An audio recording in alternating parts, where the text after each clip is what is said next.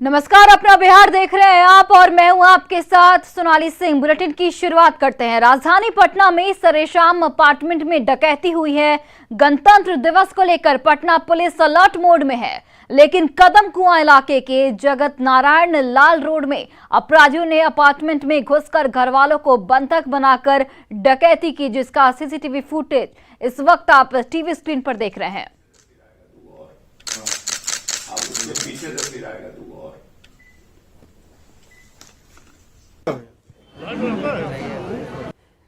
राजधानी पटना में अपराधी लगातार दुस्साहस का परिचय दे रहे हैं। एक बार फिर से कदमकुआं थाना क्षेत्र में ही बाकरगंज के बाद जगत नारायण रोड में अपराधियों ने एक घर में घुसकर डकैती की घटना को अंजाम दिया है।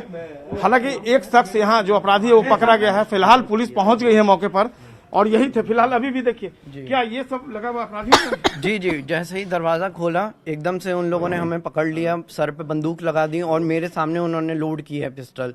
तो हम लोग तो घबरा गए, मेरे गर्दन पे चाकू रख दिया था उन लोगों ने। कितने की संख्या में?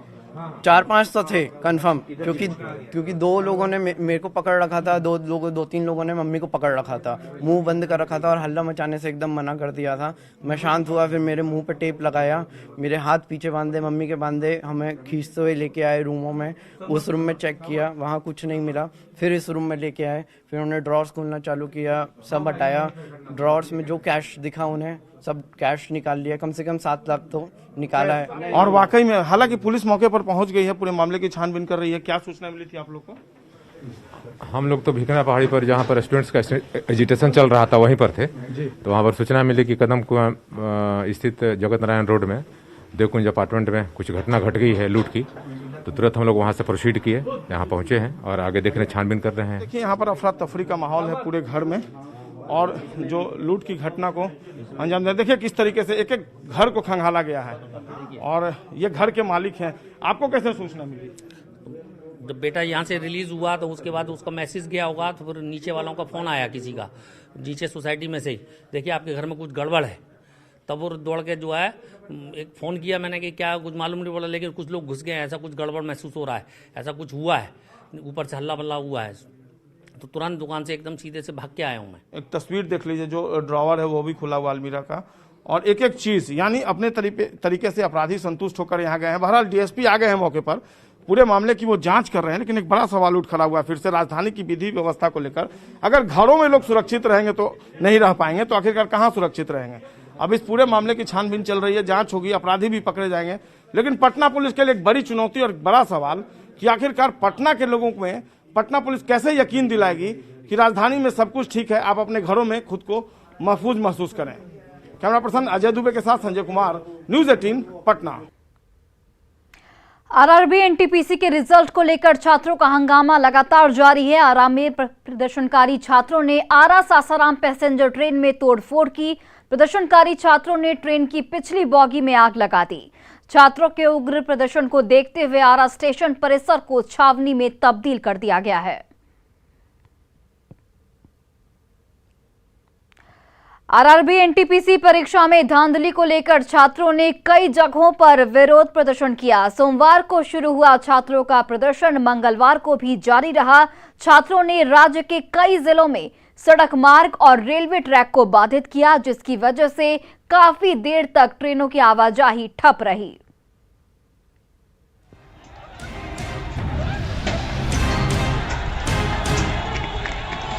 पत्थरबाजी की ये तस्वीरें नवादा की। नवादा रेलवे स्टेशन पर छात्रों ने जमकर हंगामा किया। छात्रों की पत्थरबाजी के चलते आरपीएफ और पुलिस के कई जवानों को चोटें भी आई। छात्रों ने रेलवे ट्रैक पर बड़ी बड़ी रेल पटरियों को रख दिया। ट्रेनों का परिचालन बाधित हो गया। काफी देर तक किऊल गया रेलखंड पर ट्रेनें जहां की तहां खड़ी रही। ये हाल सिर्फ नवादा का नहीं, रेलवे और एनटीपीसी की परीक्षाओं में धांधली को लेकर छात्रों का हंगामा लगातार दूसरे दिन जारी रहा। सोमवार को छात्रों ने पटना और आरा में रेल ट्रैक को बाधित किया था। मंगलवार को ये हंगामा नालंदा, छपरा, नवादा और फतुआ में जमकर हुआ।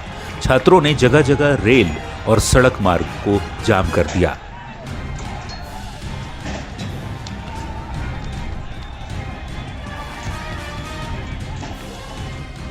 नालंदा में छात्रों ने रेलवे ट्रैक को जाम कर दिया, जिससे ट्रेनों की आवाजाही ठप हो गई, जिसके बाद भारी संख्या में पुलिस बल को बुलाया गया। पुलिस ने छात्रों को वहां से हटाया, जिसके बाद ट्रेनों की आवाजाही शुरू हो सकी। बक्सर में लगातार दूसरे दिन भी हंगामा होता रहा। छात्रों ने रेलवे ट्रैक को जाम कर दिया। हंगामे को देखते हुए मौके पर भारी संख्या में रेल पुलिस को बुलाया गया। तो फतुहा रेलवे स्टेशन के पास भी छात्रों ने रेल ट्रैक को जाम कर नारेबाजी की।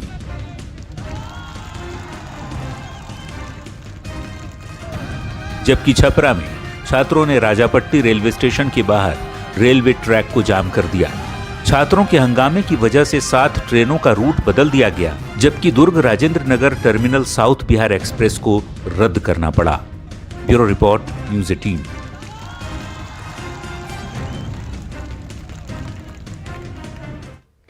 बीजेपी नेता और वन एवं पर्यावरण मंत्री नीरज कुमार बबलू ने मदरसों पर सवाल उठाया है, जिसके बाद बिहार में राजनीति गर्मा गई है।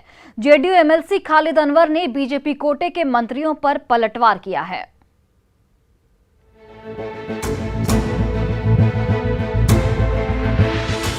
बिहार में मदरसों की पढ़ाई पर सियासत शुरू हो गई है। बीजेपी नेता और राज्य के वन एवं पर्यावरण मंत्री नीरज कुमार बबलू ने मदरसों पर सवाल खड़ा किया है। नीरज बबलू ने कहा है कि ज्यादातर मदरसों में देश विरोधी बातें पढ़ाई जाती हैं और एक खास धर्म के खिलाफ जहर बोया जाता है। मदरसों की निगरानी की जानी चाहिए। वहाँ पर एजुकेशन सिस्टम नहीं है, कुछ और ही पढ़ाया जाता है, धार्मिक बातें पढ़ाई जाती है।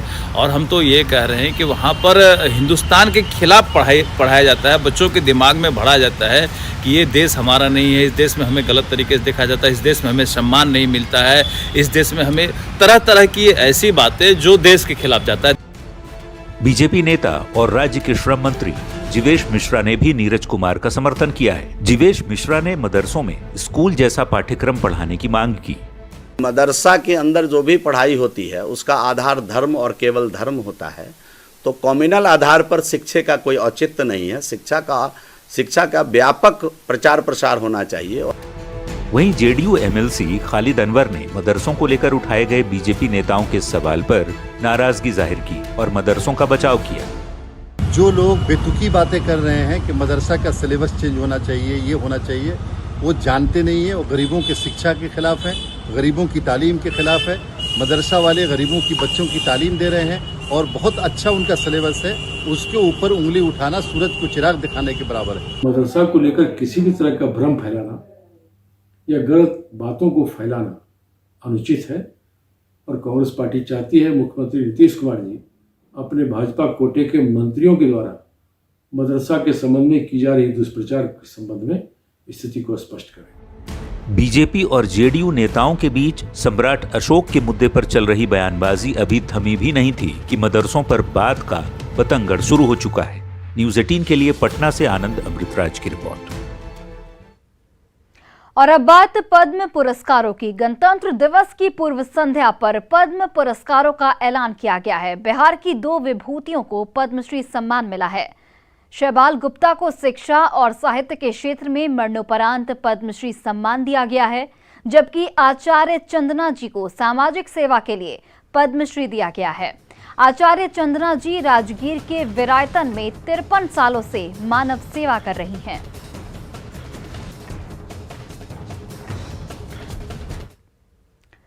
कल गणतंत्र दिवस है और पटना के गांधी मैदान में मुख्य समारोह होना है, जहां राज्यपाल फागू चौहान झंडोत्तोलन करेंगे। गांधी मैदान में सभी तैयारियां पूरी कर ली गई हैं, जहां चप्पे चप्पे पर सुरक्षाकर्मी तैनात हैं और अस्थायी थाना भी यहां पर बनाया गया है। बिहार में गणतंत्र दिवस समारोह को लेकर सारी तैयारियां लगभग पूरी कर ली गई हैं। मुख्य समारोह इसी ऐतिहासिक गांधी मैदान में होगा, जहां राज्यपाल फागू चौहान झंडोत्तोलन करेंगे और यहां पर पैरेड्स के अलावा झांकियां भी निकाली जाएंगी। यहीं पर झंडोत्तोलन होना है और कितना भव्य और आकर्षक तस्वीर फिलहाल देखने को यहां पर मिल रही है। जो प्रशासनिक अधिकारी हैं सुरक्षा के लिहाज से वो यहां मौजूद हैं और यहां पर गांधी मैदान को बिल्कुल दुल्हन की तरह सजाया गया है और कोविड प्रोटोकॉल के तहत इस बार गणतंत्र दिवस समारोह फिर से मनाया जा रहा है। यानी आम लोगों को आने की छूट नहीं होगी, केवल विशिष्ट लोग ही गणतंत्र दिवस समारोह में भाग लेंगे यहाँ पर।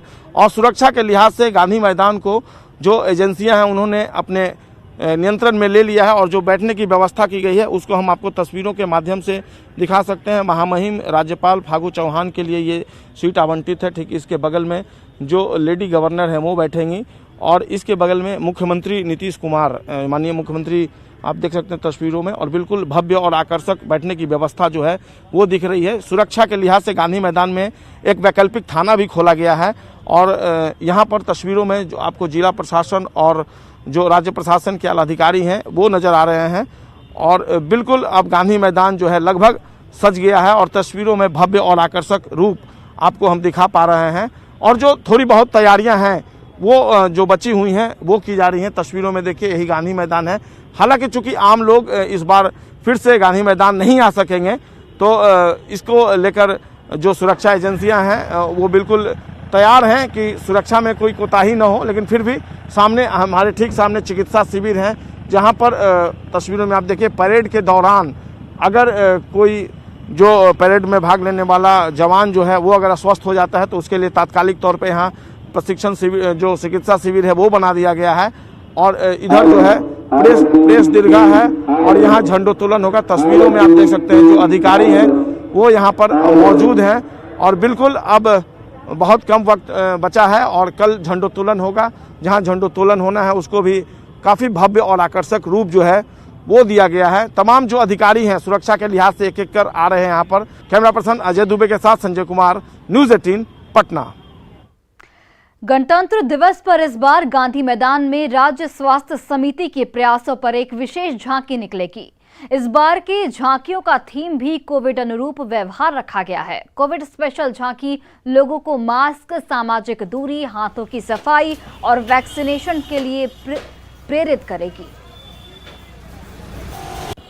26 जनवरी को लेकर के जो झांकियां निकलने वाली है उसकी अब तैयारी अंतिम चरण में है। आप तस्वीरों में देख सकते हैं किस तरीके से जो 8 झांकियां कल गांधी मैदान से निकलने वाली हैं वहां उसकी तैयारियां पूरी जोर शोर से चल रही है और अंतिम रूप पे आप तस्वीरों में देख सकते हैं एक तरफ जहां दहेज प्रथा को लेकर के झांकी निकल रही है जीविका की, तो नशा मुक्त बिहार को लेकर के भी एक झांकी निकल रही है। वही जो इस बार की झांकियों का जो मुख्य थीम है वो है कोरोना अनुरूप व्यवहार। तो कोरोना पे राज्य स्वास्थ्य समिति की एक खास झांकी निकली है। आप तस्वीरों में देख सकते हैं किस तरीके से एक पुरुष को दिखाया गया है जो मास्क लगाया है और कोरोना के जो 5 सबसे ज़रूरी चीज़ें हैं कि मास्क लगाइए, 2 गज की दूरी को बनाए रखिए और वैक्सीन की 3 डोज लें और अपने सिम्टम्स को पहचानें और उसके साथ साथ हैंड सैनिटाइज करते रहें। तो आप तस्वीरों में देख सकते हैं किस तरीके से इस बार जो है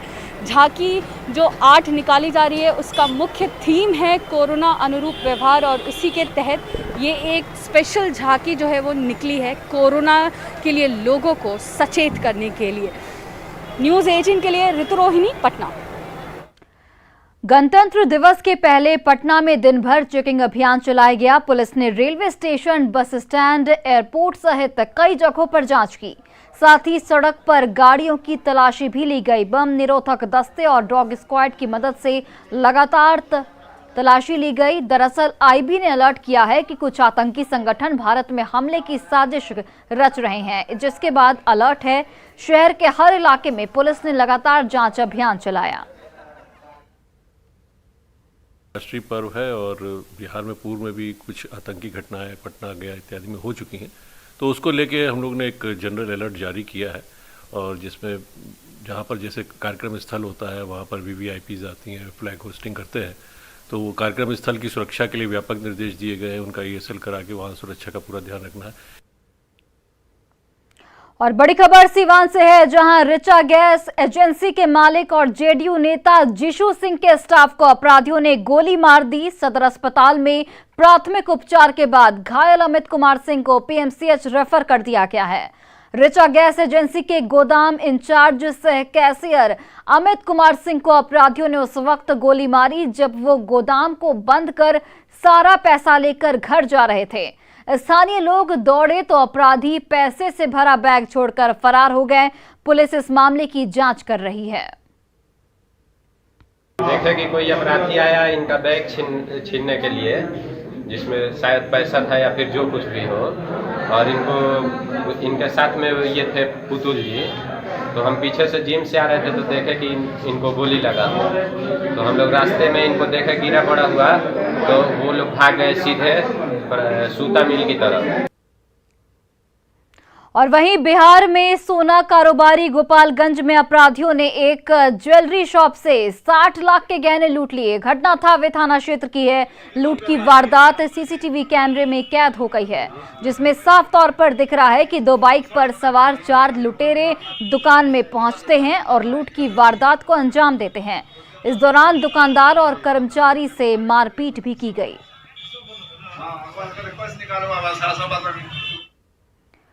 खबर मुंगेर से, जहां सामूहिक दुष्कर्म के आरोपी के घर इश्तिहार चिपकाया गया है। आरोपी मोहम्मद शाहरुख के घर पुलिस ने इश्तिहार चिपकाया, जो फिलहाल फरार चल रहा है। डीएसपी ने कहा कि सरेंडर नहीं करने पर शाहरुख के घर की कुर्की की जाएगी। और देखिए, खगड़िया में एसटीएफ और आजाद यादव गिरोह के बीच मुठभेड़ हुई, जिसमें आजाद यादव और शैलेंद्र यादव को गिरफ्तार किया गया है। साथ ही कट्टा और कारतूस बरामद किए गए हैं। और फिलहाल इस बुलेटिन में बस इतना ही। आप देखते रहिए न्यूज़ 18 बिहार झारखंड।